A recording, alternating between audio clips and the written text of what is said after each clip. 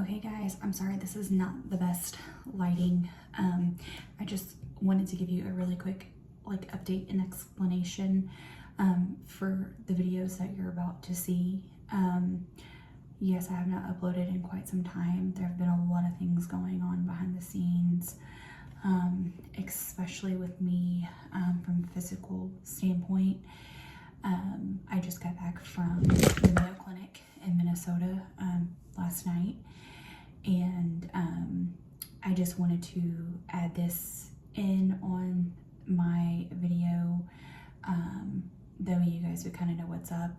The first video, it's going to be with this one, is basically the results that I got from my appointment there. I was there for like a week, and it's been devastating. It's been very hard for me, emotionally, more than anything. So you're gonna see that video, and then the next video is going to be a very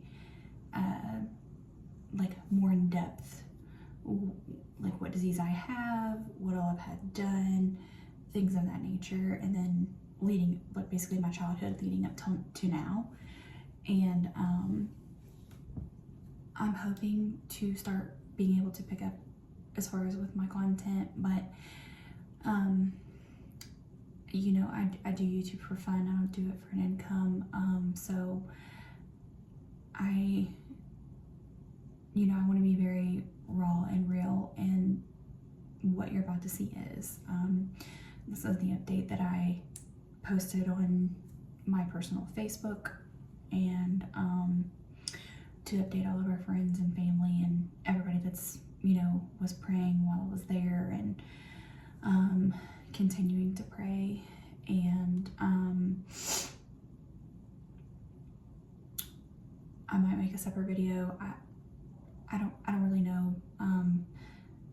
Obviously, I've already filmed the detailed one, and I just actually uploaded that on my Facebook. Just going in more detail for everyone, because I think a lot of people are just kind of blindsided, as am I, honestly.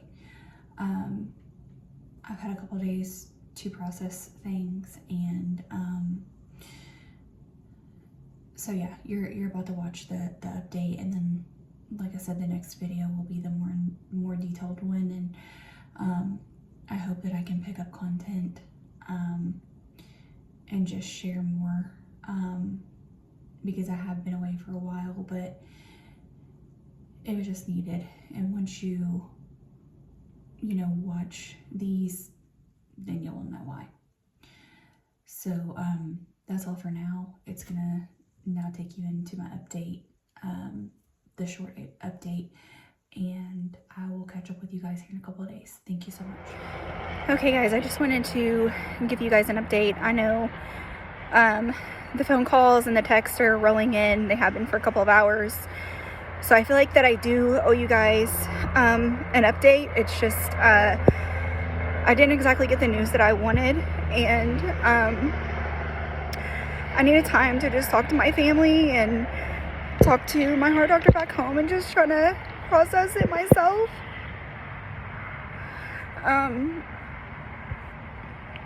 So the good news is that I'm stable for now. My valves look really good. There's very minimal leaking, and the blood flow is still good as well. So I have good blood flow to the places I need it to go, and so that's the good news of it.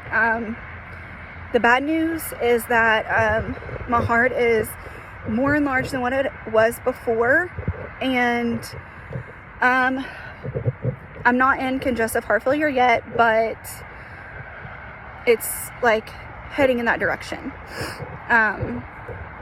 I also have had an enlarged liver for years now, and now it's showing that I'm starting to have liver disease. Signs of liver disease. So that was obviously not good to hear. And when I get back home, I'm going to have to see a liver specialist, and I'm going to have like some more testing done. It's just, it's really hard for them to fit you in here. So they just felt, they said they were going to try to get me in for an MRI, but for them to do that by the time that I'm supposed to be going home is going to be really hard. So I'm probably just going to have to get it done there, back home. And I've already talked to my heart doctor about all of this. And so we're all like on board together with what needs to happen. But, also at this point, there's nothing surgically that they can do for me anymore. My next step would be a heart transplant and possibly a liver transplant, depending on like how bad my liver got when it came time for needing the transplant. They said that I'm a ways off from like needing it because I'm still like able to do, you know, everything on my own and stuff like that, but they also don't want me getting like really sick and then, you know, being declined for a transplant because not being physically well enough to go through all of it. You know, you guys know I'm not really for that. I haven't been. I'm not saying I would never do it because I'm going to do whatever I have to do to live for my kids. But this was definitely not what I was hoping for. And this is like why I didn't even want to update you guys yet, because I knew that I was going to cry, and I don't want anybody to feel sorry for me or like pity me or anything like that. I'm just being like really honest with you guys. I'm not going to get on here and tell you that everything's fine and, you know, I got amazing news and, you know, all these things. While there was good news, there was bad too. And, you know, I was hoping that I would have like a life-changing, you know, intervention, and just knowing that I'm not going to get that now has been really devastating for me. And, you know, my daily struggles and, you know, my symptoms, I don't share a lot because I'm not going to, like, that's just not who I am. I'm not going to sit here and just tell people about everything that goes on in my daily life. But basically all the symptoms and, you know, daily struggles that I do have is just going to have to be my new normal. And that's really hard for me because over the last year, it's been like getting worse. And over the last few months, it's even got worser, badder. And, so they're still going to do the heart cath. They're going to check all the pressures in my heart, my Glenn shunt. They want to get all the numbers and compare them.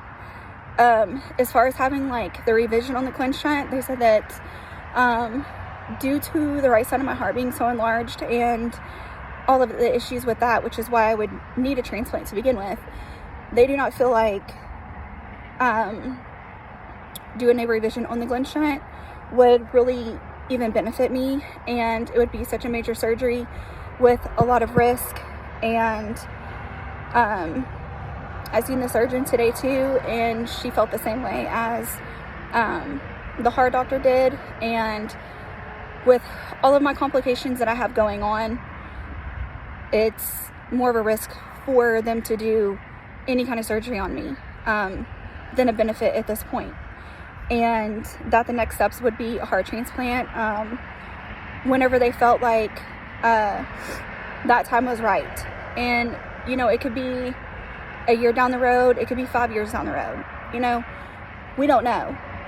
But obviously, like I've always said, like God is writing my story, and I know he's going to take care of it. I don't know when, but I know that he will. And I guess that you could just direct your prayers to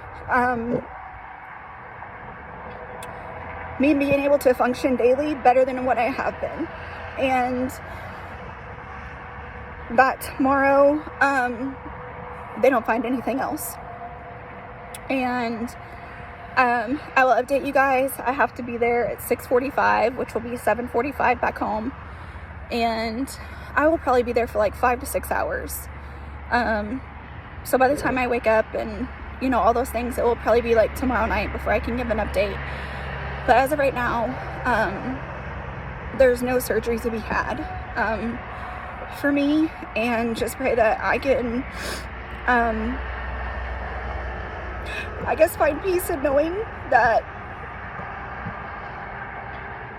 this just is something I'm gonna have to deal with, and, you know, I'm okay with that.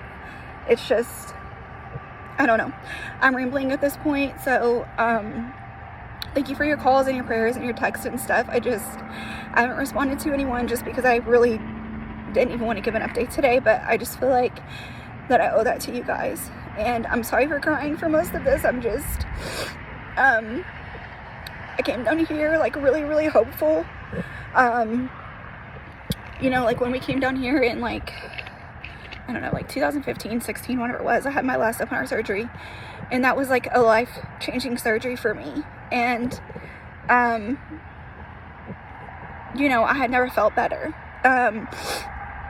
as an adult. And, I was just hoping that that would be the situation.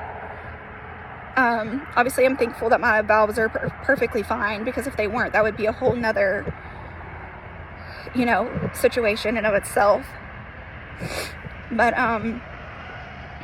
God is writing my story. He's going to get me through this, and everything's going to be okay. I'll update you guys tomorrow. Thank you so much for your prayers.